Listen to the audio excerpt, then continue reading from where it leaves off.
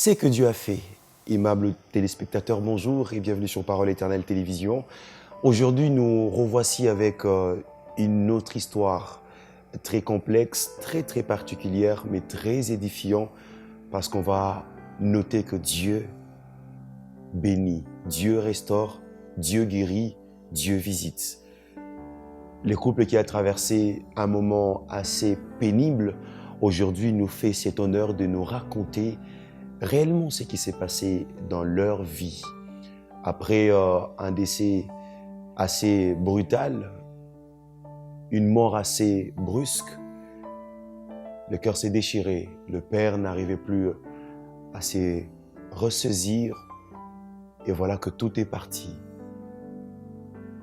Mais par la grâce du Seigneur, dans son amour et dans sa bonté, il n'a pas oublié ces couples, il n'a pas oublié cette famille, il a visité.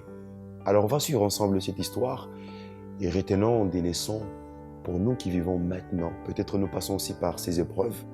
Suivons cette histoire et bénissons ensemble le Seigneur. Nous tenons à remercier la Parole Éternelle Radio-Télévision par le canal de ces serviteurs qui ont pensé faire l'invitation sur notre couple qui se nomme John Kadima et Emily. Je suis épouse de papa John Kadima. Je suis père de 6 enfants, dont l'un de mes enfants, disons la fille aînée, était décédée. Cela s'est passé au mois de mars 2015. Jusqu'à aujourd'hui, ça fait de cela 5 ans. Et ce n'était pas un événement heureux.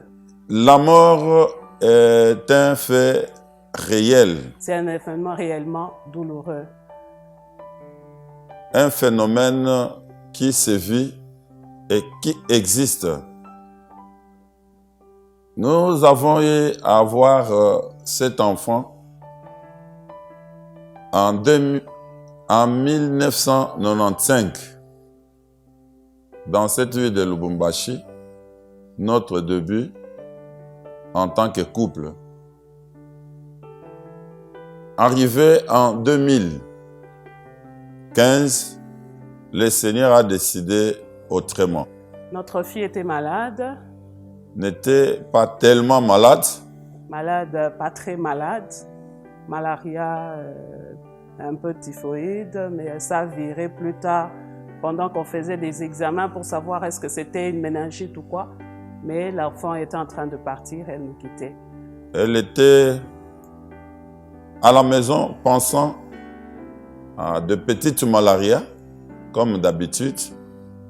Elle a été traitée et pendant le même moment, elle savait réclamer toujours le chemin de l'université.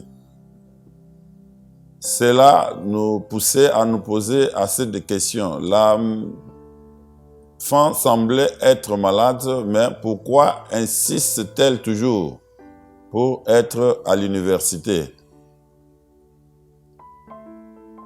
On pensait que c'était une petite maladie passagère. Mais pendant un certain temps, et moi et mon épouse, sa mère, on s'est décidé de l'acheminer dans une formation médicale. La nuit qu'on a passée à l'hôpital avec elle, elle était vraiment déjà, comment expliquer cela, en souffrance. Et chaque fois, on venait administrer des produits, on venait surveiller son état. Et nous, on était en prière. Moi personnellement, j'étais en prière. C'est moi qui est passé cette nuit-là avec elle à l'hôpital. Pour l'observation. Je sors de la maison comme elle était retenue pour l'observation. Et le lendemain matin, on s'est réveillé. Les médecins ont commencé à faire des examens, des tours dans la salle, dans la chambre. Et je voyais que ça n'allait pas. Je suis infirmière de formation, je voyais que les événements tournaient un peu mal. Voulant me diriger vers le service, l'esprit me pousse de passer par l'hôpital avant d'éteindre le bureau. Je continue à prier, continue à compter sur le Seigneur, mais ça allait de mal en pire. Et c'est un événement, quand ça vous arrive, vous vous posez beaucoup de questions. Lorsque notre fille a rendu l'âme, moi je n'ai pas accepté qu'elle était partie. Je disais aux gens, attendez, prions, elle va revenir.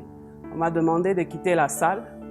Les médecins étaient là, ils m'ont demandé de quitter la salle.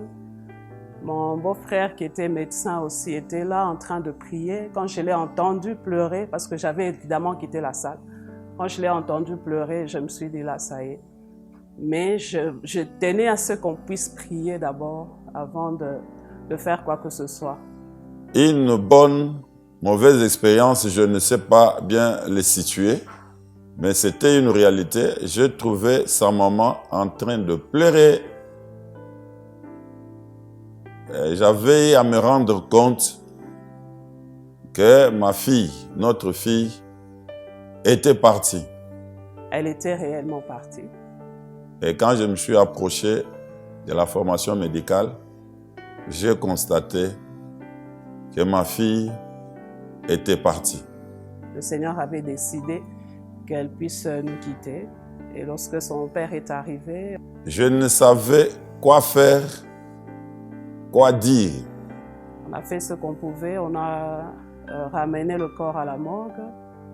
Et c'était là le début de grands événements. Je fais couler les larmes, je fais la prière. En homme, il était question de prendre l'enfant vers la morgue de notre clinique universitaire ici à Lubumbashi. Elle a été arrangée, gardée. Et à la minute, l'Église était venue au secours à partir de la morgue pour constater que réellement la grande dame qui était notre fille aînée n'était plus là. Et de là, nous sommes rentrés à la maison et le deuil est organisé.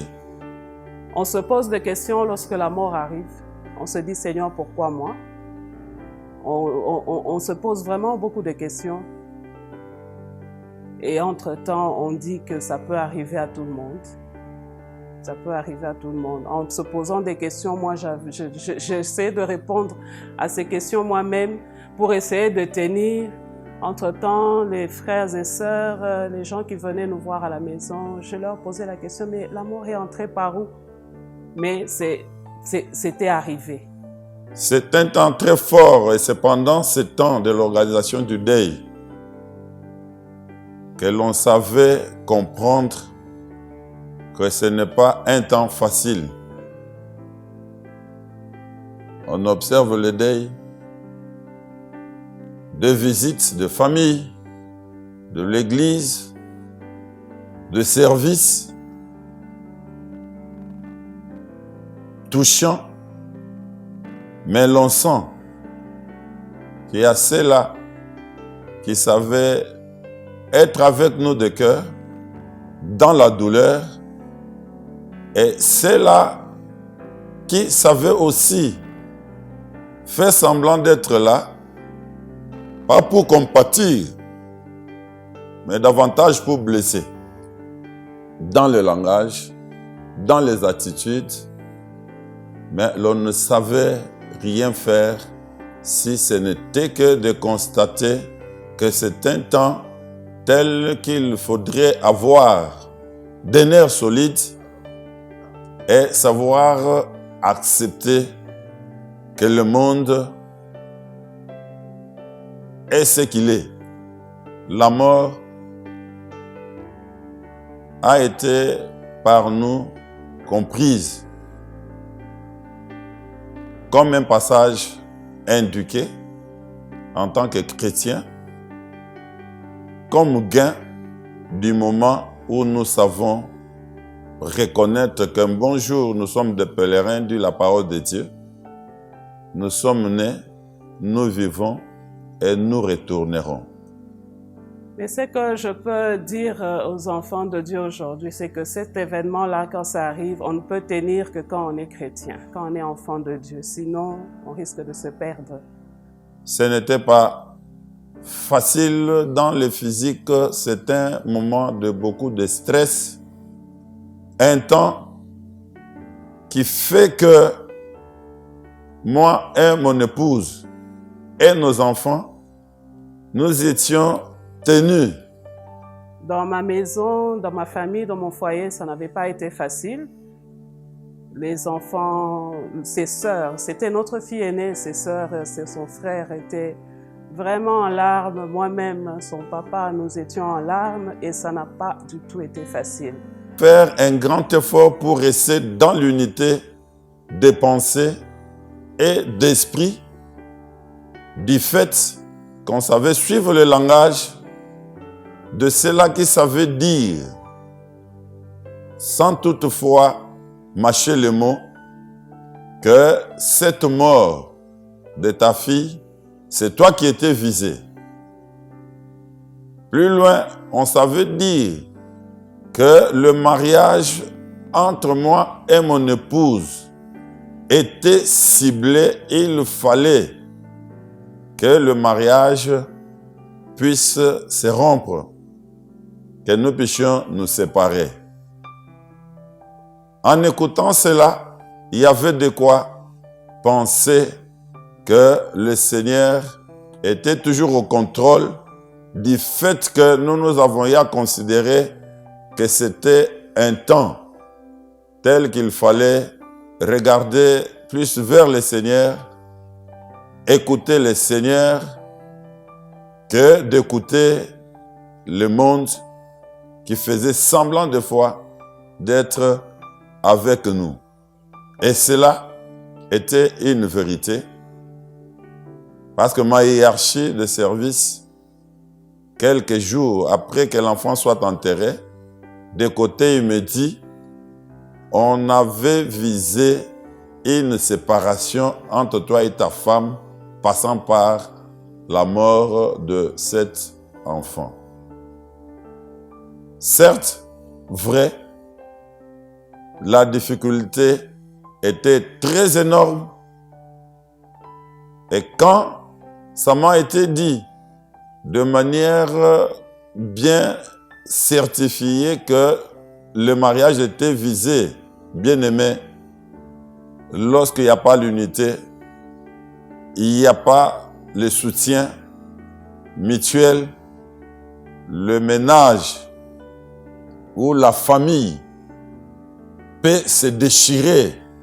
Vous savez, quand ces genres d'événements arrivent, on est visité par les frères, les amis, la famille, l'église. Pendant ce temps-là, on se sent un peu réconforté. On se sent soutenu par ceux qui nous encouragent, surtout spirituellement. Et des fois, on est aussi ébranlé par ceux qui nous apportent des paroles telles que comment est-ce que c'est arrivé? Mais comment est-ce que vous pouvez me poser à moi la question comment c'est arrivé alors que c'est arrivé? C'est le Seigneur qui donne et c'est le Seigneur qui reprend. Alors tout le monde était désemparé, touché et c'était pas facile. Ça n'avait pas été facile pour nous. À tout moment, et si vous ne savez pas contrôler les sentiments, les émotions, vous allez vous perdre et l'ennemi prendra place et vous serez séparés et la famille sera en difficulté. Mais ceux qui savent venir avec les exhortations seraient le meilleur. Pourquoi? Parce que cela va devoir nous maintenir. Nous avons eu le soutien de toute notre famille spirituelle, de l'Église, de notre pasteur, de Mamie Thérèse, son épouse, de frères et sœurs de différents départements, notamment celui de papa, de la jeunesse, comme ma fille ou mes enfants, sont introduits dans les affaires de Dieu dès le bas âge, depuis le coutume, jusqu'à ce qu'elle faisait la jeunesse. Nous avons eu le soutien de notre famille biologique, nos familles biologiques. Nous avons eu le soutien de toute la société. Nous ont beaucoup fortifiés. Et ça pouvait être ainsi qu'on pouvait nous remonter le moral, bien que des gens pouvaient aussi nous empoignarder par leur façon de parler ou de réagir. Et c'était pas facile, ça n'avait pas été facile pour nous. Ça avait été difficile pour moi personnellement. Chaque fois, je me posais des questions. Seigneur, pourquoi cet événement? Comment est-ce possible? Mais le Saint-Esprit était là pour me consoler. Et nous sommes sortis de ces temps très difficiles, vainqueurs, pas parce que nous avons mérité, mais par la grâce de Dieu. Dans mon couple, ça n'avait pas été facile de surmonter cela, mais ça n'a pas affecté notre couple au point d'avoir des disputes, des discordes autour de cela. Non. On a su gérer cela parce que le Seigneur nous a soutenus. On a su gérer cet événement parce que nous nous sommes confiés en Dieu. Et mon couple n'a pas été affecté. Ça veut dire que le mariage n'a pas été brisé, si on peut le dire. Le Seigneur nous avait soutenus. Les enfants, ses sœurs et frères étaient aussi touchés, affectés. Mais le Seigneur, avec le temps, avec sa confiance que nous avions en lui, le Seigneur a su penser cette plaie-là. Je sais noter que lorsque l'on est distrait, bien que l'on sait fréquenter l'église régulièrement, mais sans être engagé, sans comprendre qu'il faut quitter le monde, il faut abandonner le monde, la porte sera toujours ouverte. La réalité était que ma famille chrétienne, mais il m'est arrivé de dévier. Il m'est arrivé de m'éloigner de Dieu à cause du monde, des hommes qui ne fréquentaient pas l'église, pensant être malins.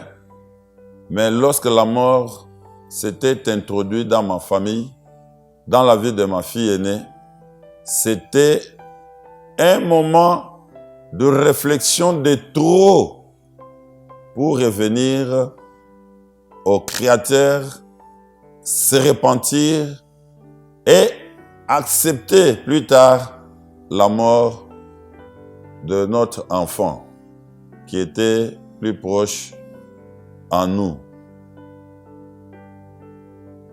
Il y a possibilité de relever que la mort, dès qu'elle arrive, ne cherchez pas ailleurs la cause, si ce n'est que commencer par soi-même, pour dire, j'ai marché comment avec le Seigneur.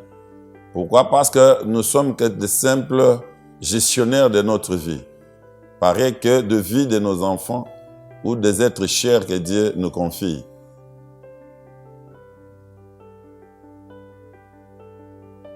Mon papa, un grand papa, il était absent, il arrive après que l'enfant soit déjà enterré, voudrait faire avec moi un procès tout autour de la mort de l'enfant.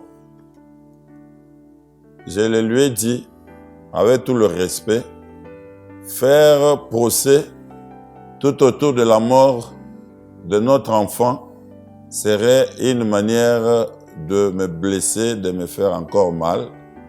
Je vous demanderai d'accepter pareil que moi, mon épouse et mes enfants, que l'enfant qui était votre coco n'est plus. Et nous devons accepter cela. À la minute, sans explication, le père avait compris, il n'avait pas continué. En quelque sorte, je sais dire, de moments pareils, il faut éviter à incriminer, à donner des explications tout autour de la mort. Pourquoi? Parce que la mort, quand elle s'annonce, elle n'avertit pas. Elle surprend. Des enfants qui ont réagi, l'une de nos filles, un peu plus jeune, avait vraiment réagi un peu douloureusement par rapport à cet événement. Elle se disait, non, moi j'étais aussi malade, c'est peut-être moi qui ai contaminé ma sœur, voilà, elle est décédée et tout. Mais on a pu gérer cette situation, on a prié avec elle, elle a parlé aussi avec Mamie Amani, notre maman pasteur, et qui l'a aidée dans ce sens-là. Ça a pris vraiment du temps et c'est pour cela je conseillerais que quand un événement comme la mort arrive dans une famille, il faut savoir faire un suivi, surtout spirituellement. Il faut faire un suivi chez les enfants, même les grands, ce n'est pas un événement facile. Mais bien au contraire, il est question du moment où Dieu nous permet de respirer, de pouvoir nous examiner et savoir nous sommes qui, nous vivons comment et qu'est-ce qui nous attend aux heures à venir. Ne soyons pas distraits. On peut avoir des remords pendant un temps et personne ne se rend compte. Personne ne se rend compte, mais il faut suivre spirituellement, prier avec la famille, parler avec eux pour que cet événement ne puisse pas que cet événement ne puisse pas avoir des répercussions dans les sentiments, dans la santé, même dans la vie spirituelle. Un conseil pour quiconque sait se trouver pendant ces moments, devant la mort, devant des cas pareils, on sait faire appel à la conscience, commençant par soi-même. En quelque sorte, si l'on a l'identité des chrétiens, qu'on puisse savoir est-ce que réellement nous marchons dans la crainte de Dieu? Est-ce que réellement cette mort est passée pour nous donner des leçons ou pour nous retourner à une vie de repentance et fermer la porte qui serait ou qui a été ouverte par nous? Cela nous permettra de ne pas donner accès à quiconque qui prétendrait peut-être que la mort serait l'origine d'un mal quelconque, que de penser que la mort est un fait réel. Et à tout moment, elle s'est frappée chez n'importe qui. Et nous devons savoir que pour nous chrétiens, la mort est un gain. Et j'ai compris depuis lors que ma fille est allée au repos éternel aux côtés de son Père. Elle nous a tout simplement devancés. Aujourd'hui, on peut en parler sans verser des larmes. Au début, ce n'était pas facile. On pleurait tout le temps.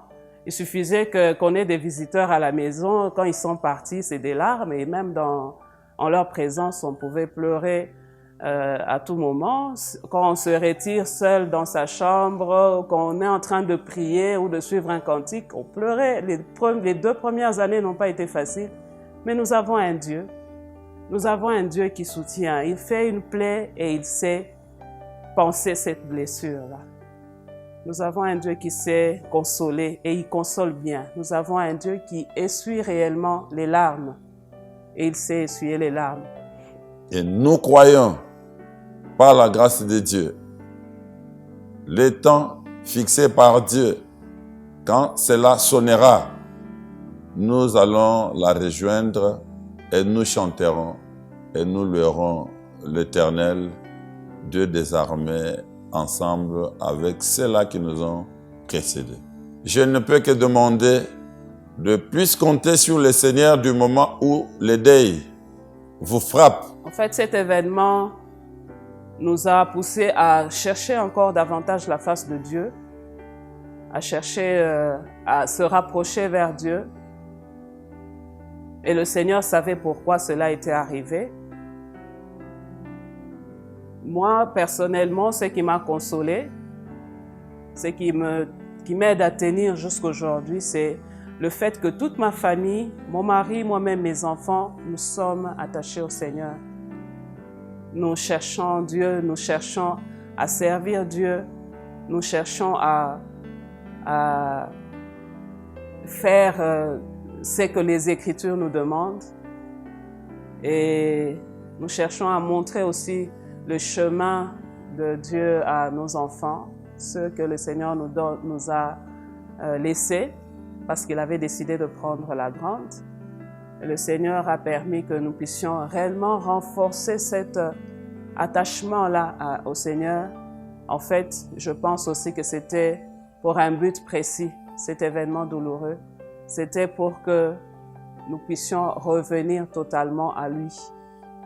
Et avoir l'espoir et l'espérance que nous sommes des pèlerins sur cette terre, car un bon jour, que nous le voulions ou pas, nous retournerons.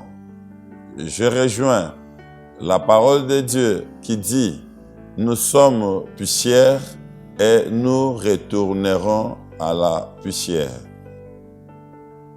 Voilà, bien-aimés, le petit mot d'encouragement, des temps de stress, des temps de douleur. Nous vous invitons à croire et à penser que le Seigneur est au contrôle.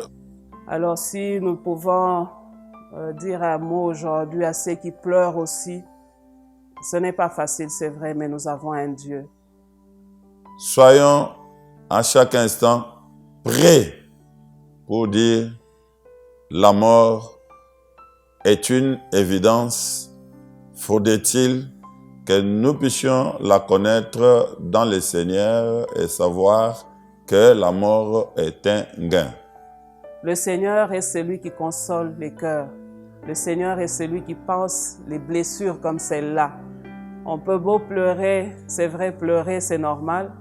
Quand on a mal, il faut pleurer et se défouler. Mais il faut pleurer comme des gens qui ont une espérance. Le Seigneur, c'est notre espérance. La résurrection, c'est notre espérance. Nous les morts en Christ, nous allons ressusciter et vivre avec le Seigneur, vivre dans la joie. C'est vrai, c'est bien de le dire comme ça, mais quand ça arrive, on est désemparé, peut-être un peu désespéré, mais nous, les enfants de Dieu, nous devons espérer. On sait que les Écritures nous disent nous vivrons dans la vie éternelle et nous sommes des passagers, des visiteurs sur cette terre. Nous sommes des pèlerins sur cette terre, car un bon jour, que nous le voulions ou pas, nous retournerons. Et la mort est un passage obligé pour plusieurs, parce que d'autres vivront l'événement de l'enlèvement, qui ne passeront pas peut-être par la mort, mais nous sommes pèlerins sur cette terre. Nous devons le savoir et le comprendre. Et il n'y a que le Seigneur et le Saint-Esprit qui peut mieux consoler dans ces genres d'événements. Nous continuons à compter sur la grâce de Dieu. Nous continuons à être prêts pour que nous puissions vivre dans la joie éternelle avec notre Seigneur. Ne pas avoir l'oreille tourner vers le monde surtout. Je rejoins la parole de Dieu qui dit « Nous sommes poussière et nous retournerons à la poussière. » Dieu est fidèle et on le notera chaque jour dans nos vies. Maman Émilie, Papa John Kadima, c'est vrai, aujourd'hui, eux nous parlent de ce que Dieu a fait et comment ils ont surmonté cette dure épreuve. Quand on vous arrache le prémisse de votre vigueur, comment s'y faire, comment s'y prendre? Si la main de Dieu ne passe pas par là, on est complètement égaré. Mais lorsque Dieu nous a aussi visés, il ne nous lâche pas. Voilà qu'il a restauré ces couples, il a ramené la joie, la paix, la vie dans ce couple. Et nous disons gloire au Seigneur. Ça peut être votre cas aussi aujourd'hui. Vous passez par cette dure épreuve et vous ne savez pas comment vous en sortir. Nous voulons vous proposer quelqu'un. Il a dit, venez à moi, vous tous qui êtes fatigués et chargés, et je vous donnerai du repos. La dépression vous occupe, l'oppression vous occupe, les angoisses vous occupent. Jésus-Christ vous appelle aujourd'hui et laissez-les entrer dans votre vie pour qu'ils prennent en charge votre famille. Soyez bénis.